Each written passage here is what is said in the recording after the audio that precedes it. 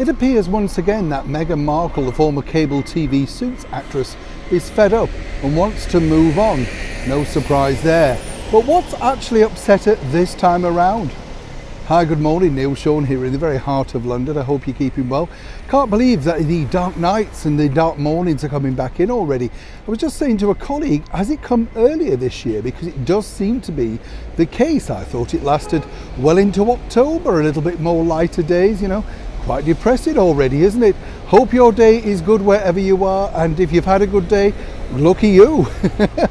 Seriously, sleep well. If you are just casting off, you won't sleep well after this, will you? No, who could possibly? As ever though, let's get back to your breaking royal story of the day. This story, when you think about it, is a strange one because, as we know, when Meghan and Harry first got married, they moved into Kensington Palace, and if you recall, that was a big thing. It was all about the younger royals being together, the Fab Four, if you like: Catherine, William, Harry and Meghan. And seemingly for a while it all went swimmingly, didn't it? They seemed to be getting on. We didn't see many reports about the falls out and all that sort of stuff. And then out of the blue, from nowhere, we were told then, at great expense to His Royal Highness Prince Charles, we later found out, that Meghan and Harry had decided to cast adrift to go over to Windsor, 25 miles away from the centre of London. Now this was odd in itself, wasn't it, when you think, because at that time it was also announced that Meghan was expecting her first child, and all the secrecy that was around that, if you remember at the time, it went on and on for months, if you remember that.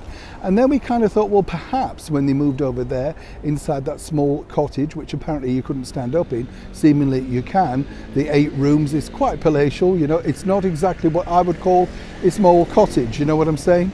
Well, apparently after a short stint there, she wasn't happy there either.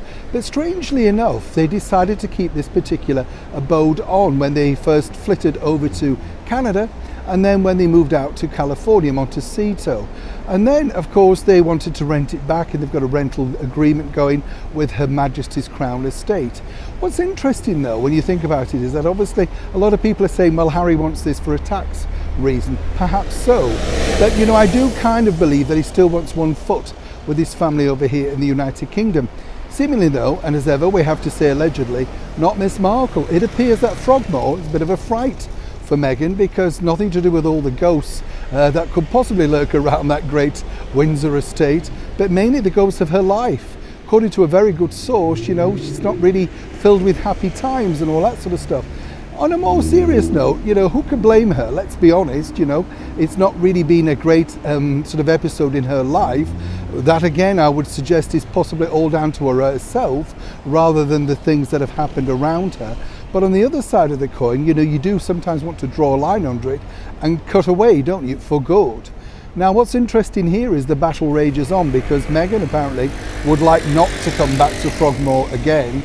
In fact, I was told by a very good source that she'd be more than happy to stay inside a central London hotel, perhaps the Goring, a particular favourite of royals, if you check that out, and very expensive indeed. Oh yes. But for now, obviously, Frogmore remains their home, but for how much longer? As we've seen previously, Prince Harry may put his foot down, but that's very quickly and swiftly kicked away, as Meghan seemingly gets what she wants each and every time. Will Harry remain with one foot in Frogmore, or will it be goodbye forever?